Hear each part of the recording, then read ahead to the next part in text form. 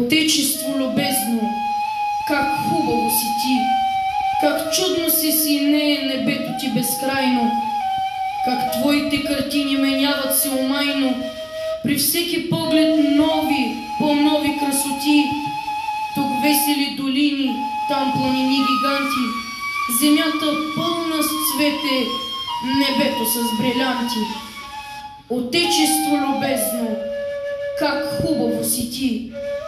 Коя земя от теб е по-пъстра, по-богата? Ти избираш в едно всички блага и дарове: хляб, свила, рози, нектар, цветя и плодове.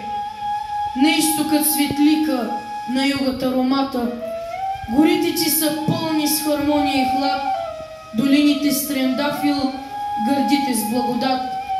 Коя земя от теб е по-пъстра, по-богата? Отечество, не си ли достойно за любов? Кой странник без въздишка може да те остави? Кой има сила твоите картини да забрави? Що нямаш ти? Що липсва под синия ти покров? В случай, че Бог би искал Едемът да премести и своя рай прекрасен при Емос да намести. Отечество, не си ли достойно за любов? Ти рай си, да, но кой те прилично оценява? Не те познават даже децата ти сами, и твоето име свято нерядко ги срами.